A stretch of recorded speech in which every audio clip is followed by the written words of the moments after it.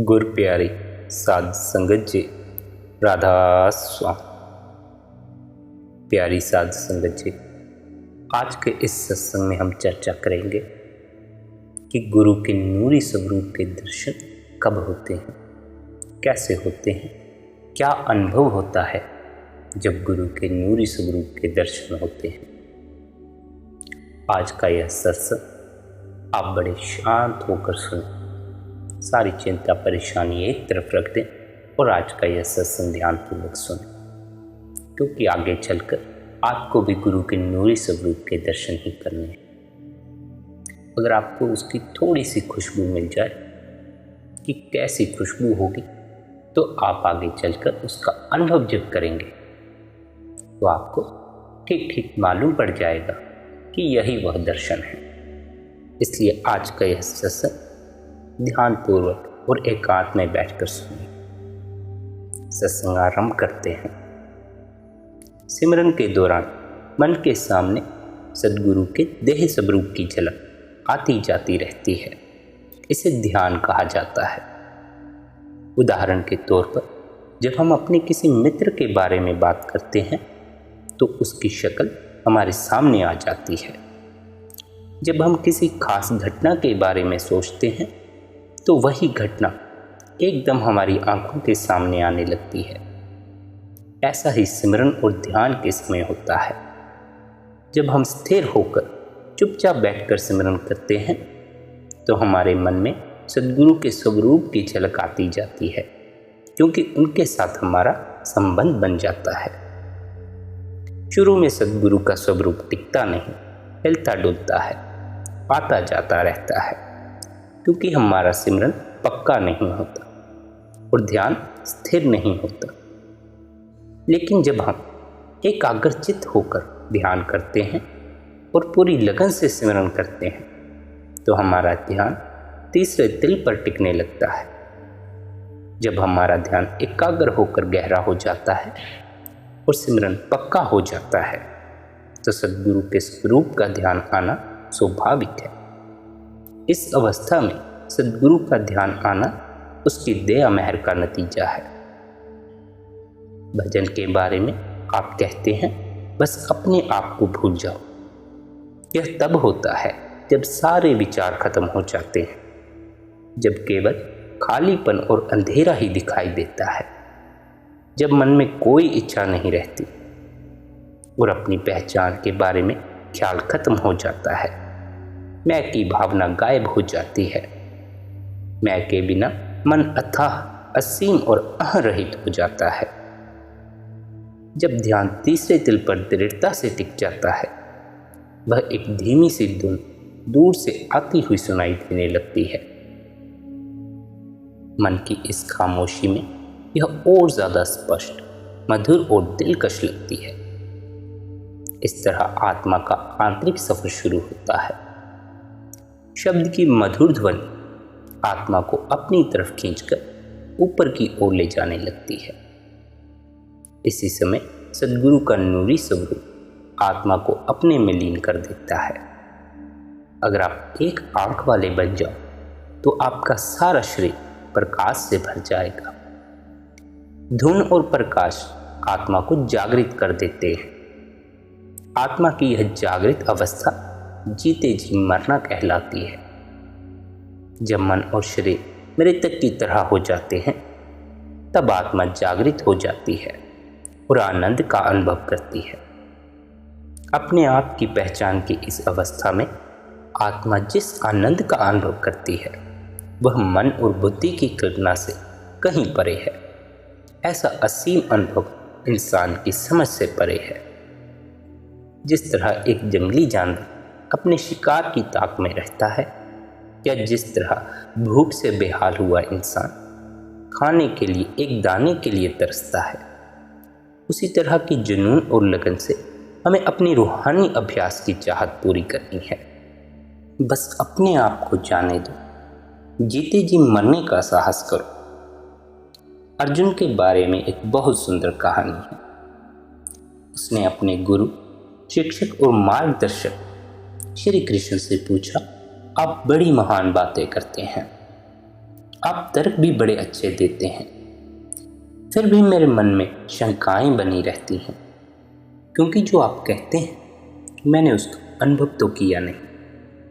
आप मुझे कोई ऐसा अनुभव क्यों नहीं करवा देते ताकि मेरी शंकाएं दूर हो जाएं। श्री कृष्ण मान गए और पल भर में उन्होंने विराट रूप धारण कर लिए। असंख्य लोग, तारे और ग्रह उनके इर्द गिर्द घूमने लगे। अचानक श्री कृष्ण के लाखों हाथ दिखाई देने लगे और सब कुछ अस्त व्यस्त हो गया। अर्जुन को लगा वह पागल हो जाएगा और डर के मारे वह चिल्लाए, कृपया अपने सामान्य रूप में लौट आइए, मुझे बहुत डर लग रहा है। श्री कृष्ण अपने मानव रूप में लौट आए और बोले, मैं जानता था कि तुम तैयार नहीं। हम चाहते हैं कि आज नामदान मिल जाए और कल रूहानी तरक्की हो जाए। रोज भजन सिमरन करो और बस अपने आप को जाने दो। जीते जी मरो, दुनियावी चीज़ों के बंधनों और मोह की जंजीरों से आज़ाद होकर इंद्रियों के खतरनाक भोगों की जहरीली बेड़ियों सभी को तोड़ दो। भजन सिमरन का मतलब है इच्छाओं, दुनियावी बंधनों और मोह से ऊपर उठना। आओ हम ऐसा करने का साहस करें। आओ हम निडर बनने की हिम्मत करें और अपने मन को जीतें। अपनी कोशिश से शुरुआत करने में हमारी जीत है, क्योंकि क्रिया से प्रतिक्रिया होती है। कुछ भी हासिल करने के लिए सबसे अनमोल लफ्ज़ है कोशिश। थोड़ी बहुत नाकामयाबी से कोई फर्क नहीं पड़ता। याद रखें कि चाहे कितने भी गहरे बादल छाए हों, फिर भी उनके पीछे सूरज चमकता है। हमें ज़रूरत है अपनी सीमित दायरे से बाहर आने की और लगन तथा पक्के इरादे की। आज से हमें बाहर नहीं, अपने अंतर में तरक्की करनी है। बस अपने आप को भूल जाओ, जीते जी मरने का साहस करो, इतने कमज़ोर मत बनो। एक कहानी में आपसे कहूँ, कोई शिष्य बहुत सालों से अपने गुरु के साथ रहता था। उसे आत्मबोध भी हो गया था, पर फिर भी वह गुरु के साथ ही रहता रहा।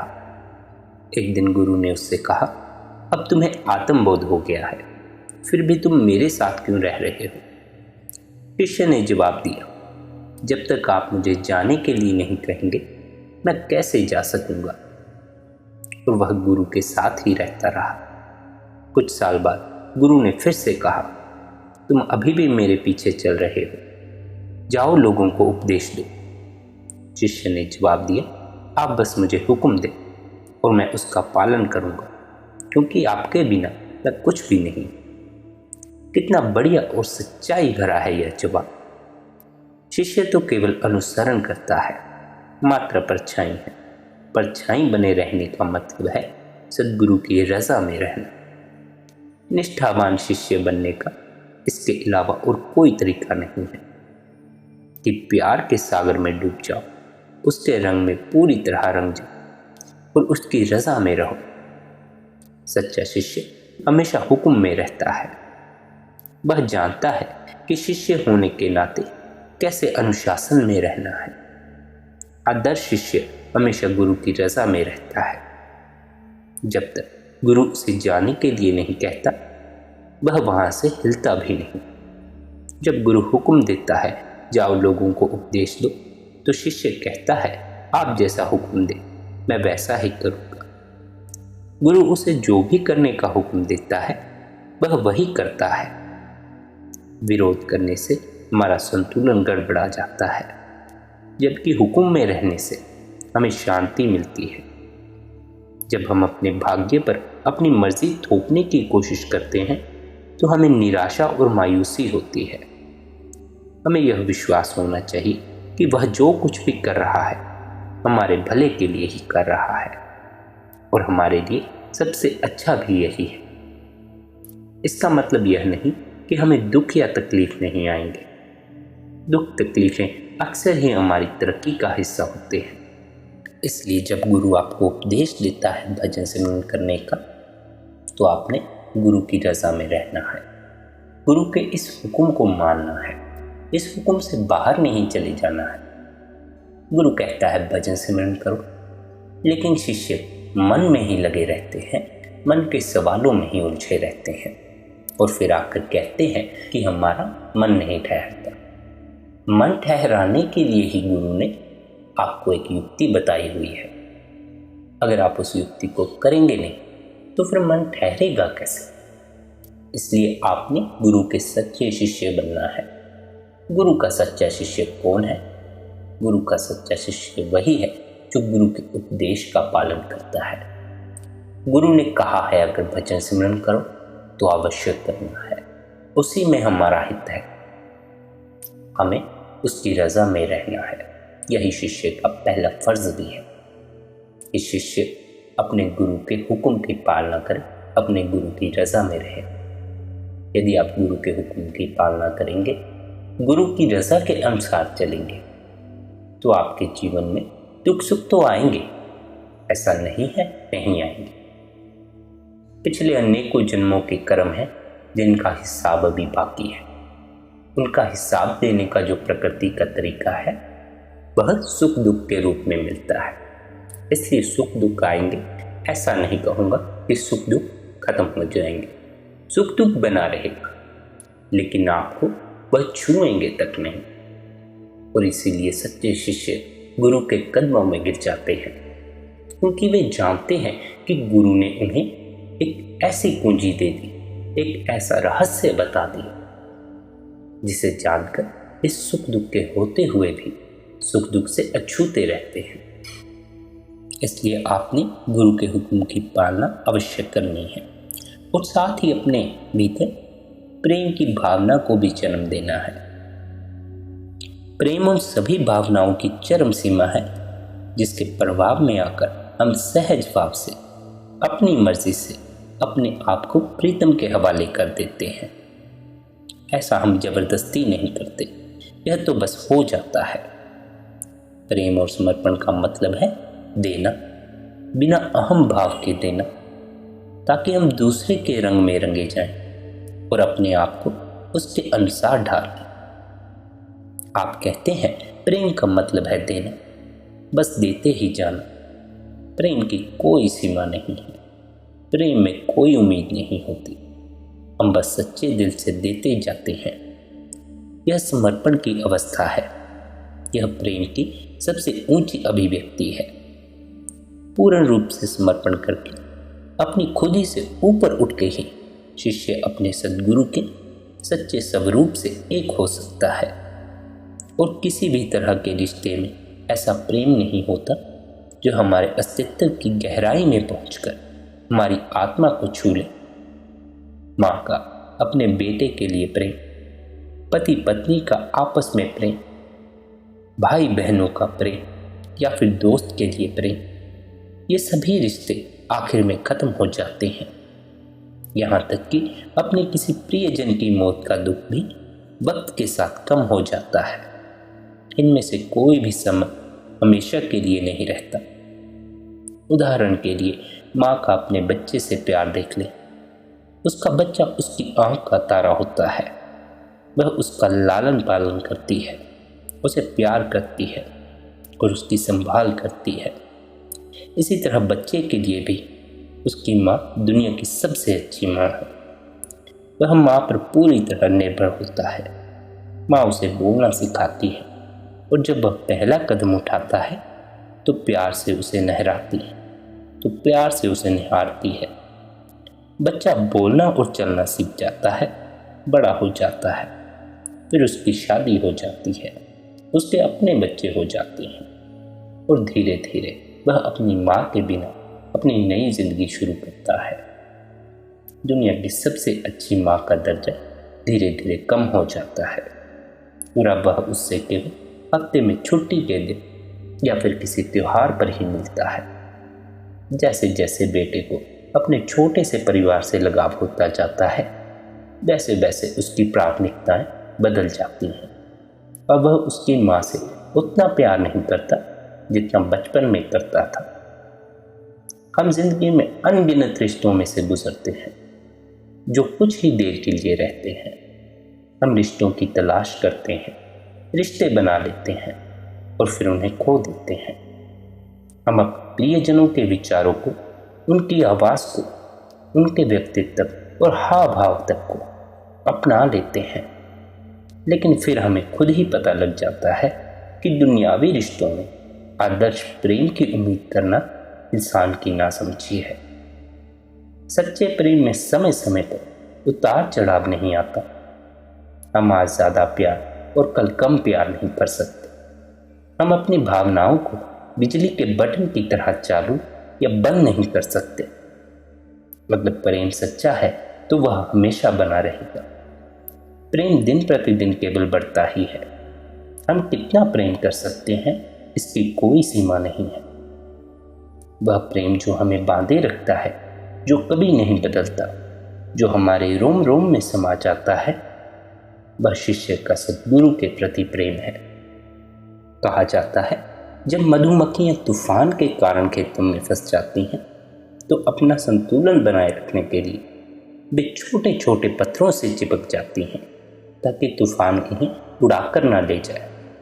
इसी तरह हम भी सद्गुरु के प्रेम की डोर को मजबूती से पकड़कर बदलते हालात के तूफानों में अपना संतुलन बनाए रख सकते हैं, चाहे ये हालात दुनियावी हों या रूहानी हों, चाहे वे हमारे अंदर हों या हमारे आसपास। हमारी जिंदगी के तूफान और बदलाव के बीच केवल एक ही रिश्ता स्थायी है, और वह है गुरु और शिष्य का रिश्ता। सिर्फ यही ऐसा रिश्ता है जो इस दुनिया में भी और आगे भी सच्चा, अटल और अमर रहेगा। सद्गुरु को बिना किसी शर्त के प्रेम करने का मतलब है अपनी मैं की भावना को मिटाना। जो कुछ भी सद्गुरु हमें दे, चाहे वह दुख हो चाहे वह सुख हो, उसे किसी किंतु परंतु के बिना स्वीकार करना ही सच्चा समर्पण है। अपने अहं के खत्म होने के बाद ही हम सच्चे प्रेम का अनुभव कर सकते हैं। सूफी संतों ने कहा है, प्रेम ऐसा रोग है जिसका कोई इलाज नहीं। जो भी इस रोग का शिकार हो जाता है वह दोबारा अच्छा नहीं होना चाहता। इसे कहते हैं सद्गुरु के प्रेम के सहारे जीना। इसलिए सद्गुरु के प्रेम के सहारे जीना शुरू करिए। सद्गुरु से अपना सच्चा रिश्ता स्थापित करिए, बाकी रिश्ते यहीं रह जाएंगे। थोड़ा विरह के संबंध में भी समझते हैं।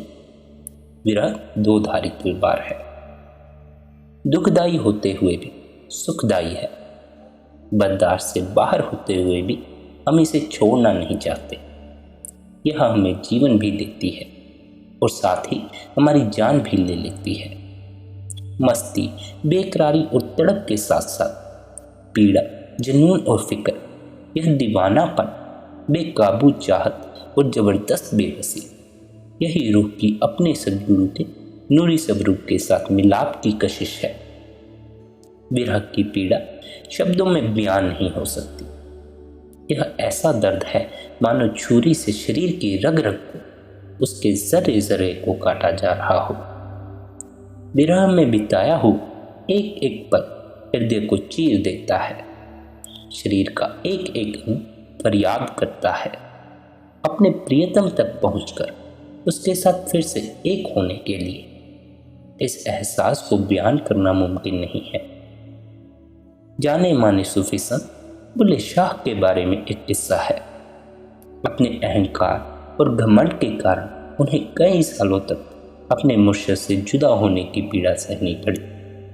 बुल्ले शाह के मुर्शिद इनायत शाह निम्न जाति के थे, जबकि बुल्ले शाह का संबंध ऊंची जाति से था। बुल्ले शाह ने परिवार की किसी शादी में अपने मुर्शिद को न्योता भेजा।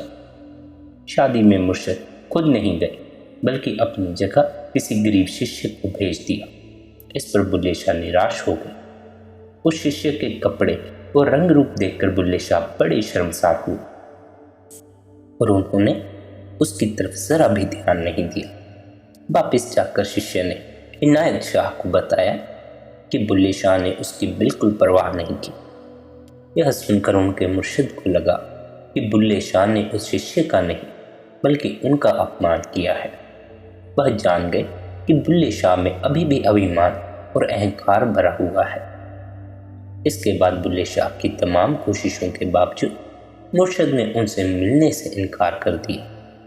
इतिहास गवाह है कि 12 साल तक बुल्ले शाह अपने और मुर्शद के बीच की दरार को मिटाने की कोशिश करते रहे, लेकिन नाकामयाब रहे। जुदाई के इस दुखदाई और लंबे अरसे के दौरान उन्होंने विरह और माफ़ी दिल को दहला देने वाली काफियाँ लिखी।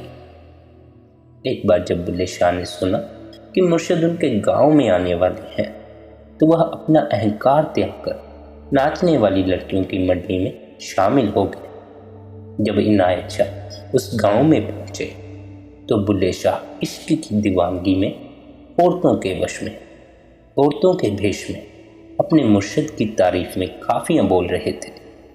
अपने मुर्शद से माफ़ी की उम्मीद में वह मस्त होकर गांव के गली कूचों में नाच रहे थे।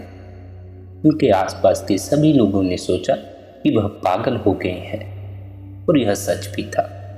उन्होंने लोगों के तानों की परवाह नहीं की। लोग उनका जितना ज़्यादा मजाक उड़ाने लगे, उतना ही ज़्यादा वह अपने मुर्शद के प्यार में मदहोश होते थे। वह तो बस अपने मुर्शद की माफ़ी और उनका प्यार दोबारा हासिल करना चाहते थे। बुल्ले शाह को औरत के भेष में देखकर मुर्शद उन्हें पहचान नहीं पाए। उन्होंने पूछा, क्या तू बुल्ला है? वह रोते हुए बोले, नहीं, मैं भुल्ला नहीं, यानी मैं तो भूला भटका हूँ। ऐसी थी उनकी तड़प अपने मुर्शिद की नज़दीकी के लिए। हम ऐसे प्यार की असली गहराई को तभी समझ सकते हैं जब हमारा अपने प्रीतम से बिछोड़ा होता है। जुदाई के दौरान हमें अपनी पीड़ा में भी बहुत खुशी महसूस होती है। हम इस दर्द में ही जीना चाहते हैं, चाहे आंसू बहते रहें, पर आंसू भी काफ़ी नहीं होते। शब्दों की कोई अहमियत नहीं होती, दिल में दीवानापन होता है। सद्गुरु के नूरी स्वरूप के दर्शन की चाहत में हमारे अंदर भी ऐसी ही तड़प और ऐसी ही बेकरारी होनी चाहिए, ऐसी ही विरह और नशा, ऐसा ही प्रेम और ऐसी ही भक्ति होनी चाहिए जो हमारी हस्ती को ही मिटा दे। हमारे शरीर की रग रग में, रोम रोम में इतनी पीड़ा हो जो हम इस गुरु के नूरी स्वरूप के दर्शन के लिए मजबूर कर दे। जब तक हम उन्हें अपने अंतर में देख ना लें, तब तक हमें घोर पीड़ा, तड़प और बेकरारी महसूस होनी चाहिए। दर्शन तीव्र और गहरे प्रेम का नतीजा है।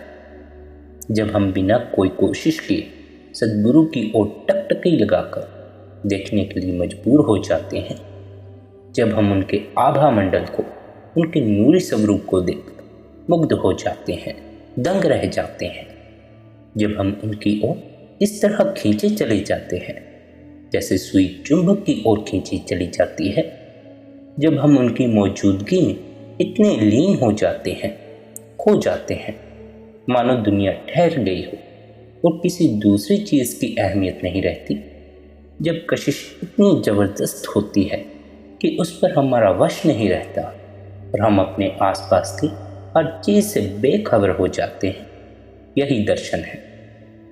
लेकिन हम सद्गुरु की मौजूदगी और उनके दर्शन की गहराई को जज़ब किए बिना एक जगह दर्शन करके दूसरी जगह दर्शन के लिए भागते फिरते हैं। हम एक दूसरे को धक्के देते हुए सत्संग में पहुंचते हैं ताकि बैठने की बढ़िया से बढ़िया जगह मिल जाए, और फिर बेसब्री से सद्गुरु के आने का इंतज़ार करते हैं। और फिर सत्संग शुरू होने के 5 मिनट बाद हम बेशर्मी से उबासी देने लगते हैं, या फिर हमें झपकी आने लगती है मानो सद्गुरु ने हमारे बीच कोई नींद की बीमारी फैला दी हो। हम भजन सिमरन के दौरान सो जाते हैं, हम उनकी मौजूदगी में सो जाते हैं।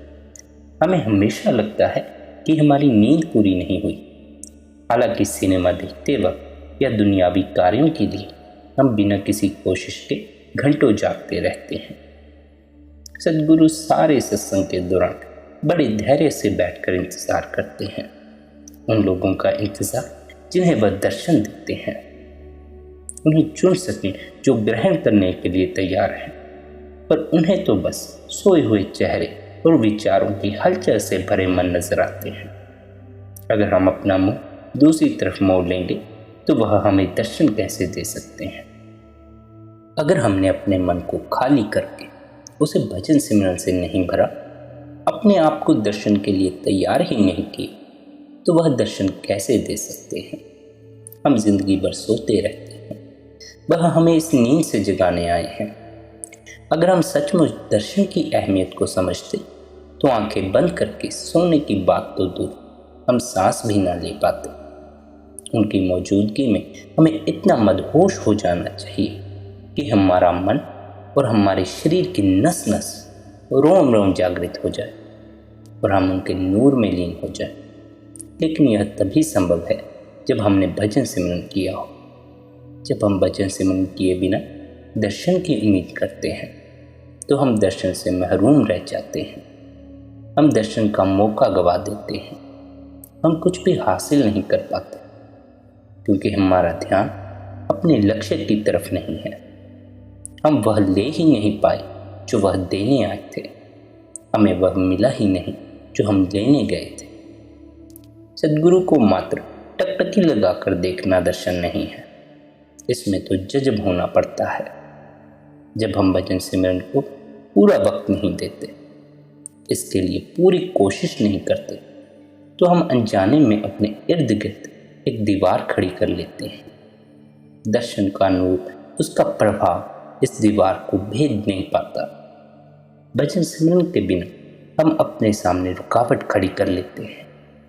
इसीलिए सद्गुरु चाहे हमें कितना भी देना चाहें, पर हम लेने के काबिल नहीं बन पाते। तो आओ इन रुकावटों को हटाएं, इन दीवारों को गिरा दें और अपने आप को भजन सिमरन के जरिए तैयार करें। फिर जब हम सद्गुरु के सामने बैठेंगे तो हम उनकी मौजूदगी, उनकी दया महर और उनके नूर में खो जाएंगे। दर्शन के दौरान हमें सद्गुरु की पगड़ी, दाढ़ी, हाथों और शक्ल सूरत, जूतों या कपड़ों पर ध्यान नहीं टिकाना है। दर्शन का मतलब है उनके नूर, तेज और उनकी पावनता को जज़ब करना। हमें कितनी बार संतों ने यह चिताया है कि सद्गुरु के स्वरूप का आंतरिक ध्यान हमारे बस में नहीं है, यह तो सद्गुरु की देन है। ध्यान के दौरान हमें सद्गुरु के नूर और उनकी निर्मलता का अनुभव होता है। सद्गुरु के देह स्वरूप के ध्यान का मकसद हमें भरोसा दिलाना है और हमारा मार्गदर्शन करना है, क्योंकि यह स्वरूप हमारे लिए जाना पहचाना है। लेकिन असल में सद्गुरु का आंतरिक स्वरूप उनका नूर है। उनका प्रताप इसी निर्मल नूर के जरिए प्रकट होता है, ना कि उनके शारीरिक रूप रंग के जरिए। दर्शन के दौरान एक चमत्कार होता है जो इतना अलौकिक है कि शब्दों में बयान नहीं किया जा सकता। सद्गुरु की मौजूदगी का हर पल एक जीता जागता अनुभव है। जिज्ञासु को दर्शन देकर सद्गुरु अपनी चुनी हुई रूह, जिस रूह की जिम्मेदारी परमात्मा ने उन्हें सौंपी है, उसको बड़े सूक्ष्म ढंग से अपनी ओर आकर्षित करते हैं। वह अपने आकर्षण से जिज्ञासु में भूख जागृत करते हैं, उसके अंदर चाहत की चिंगारी पैदा करते हैं, उसके अंदर परमात्मा के लिए जिज्ञासा पैदा करते हैं। सद्गुरु की मौजूदगी में जिज्ञासु उनके मनमोहक तेज से उनकी ओर आकर्षित होता है। सद्गुरु किसी चीज़ की मांग नहीं करते और ना ही किसी चीज़ के लिए मजबूर करते हैं। वह किसी पर दबाव नहीं डालते, बल्कि जिज्ञासुओं को प्रेरणा देते हैं कि वे तब तक सवाल करते जाएं जब तक कि वे पूरी तरह संतुष्ट न हो जाएं और उन्हें यह विश्वास न हो जाए कि यही मार्ग उनके लिए सही मार्ग है। वह बड़े सब्र से इंतज़ार करते हैं कि इस रूहानी मार्ग को अपनाने से पहले जिज्ञासु की सारी शंकाएं दूर हो जाएं और उसे तसल्ली हो जाए। उसके लिए शिष्यों को किताबें पढ़ने, सत्संग सुनने, सेवा करने की भी सलाह दी जाती है, ताकि वे सोच विचार करके फैसला कर सके कि वे इस रूहानी सफ़र के लिए तैयार हैं या नहीं। दर्शन के दौरान जिज्ञासु सद्गुरु के मनमोहक तेज और रहस्यमय व्यक्तित्व से आकर्षित होता है। उसे उम्मीद होती है कि आंतरिक अनुभव द्वारा जो रूहानी सद्गुरु को प्राप्त हुई है, उसके अंदर भी उसी रूहानियत का संचार हो जाएगा। जैसे एक जलते हुए चिराग की लो बुझे हुए चिराग को जला देती है, यही सद्गुरु और शिष्य के बीच में भी होता है। एक ऐसी रूहानी ताकत का संचार जो तर्क वितर्क से परे है, शब्दों से परे है, ग्रंथों से परे है। जब कोई सत्संगी सद्गुरु के दर्शन करता है तो सद्गुरु और उसके बीच का रिश्ता और मजबूत हो जाता है। उस समय सत्संगी अपने दिल की गहराई से भजन सिमरन का वादा दोहराता है और सद्गुरु भी अपने शिष्य के भजन सिमरन की कोशिश को मंजूर करते हैं, उसकी सराहना करते हैं। दर्शन देकर सद्गुरु अपने शिष्य की विनती कबूल करते हैं। दर्शन देकर सद्गुरु शिष्य के विश्वास और भरोसे को मंजूर करते हैं। सद्गुरु भरोसा दिलाते हैं कि वे शिष्य के रूहानी सफर में उनके साथ हैं और सफर में आने वाली रुकावटों को दूर करेंगे। प्यारी संगत जी, गुरु के रूहानी स्वरूप के दर्शन का तो गुरु को ही पता है। उसने कब हमें दर्शन देने हैं, कब हमें दर्शन नहीं देने, कब हम तैयार हैं। लेकिन हमें अपनी तरफ से गुरु की रज़ा में रहना है, गुरु के हुक्म को मानना है, गुरु के भाणे में चलना है और अपने भीतर प्रेम को जन्म देना है। इस पूरे जगत के प्रति प्रेम भाव से भर जाना है और पूरी लगन से भजन सिमरन करना है, ताकि भजन सिमरन के जरिए हम भी तैयार हो सके गुरु के उस नूरी स्वरूप के दर्शन के लिए। राधा स्वामी जी।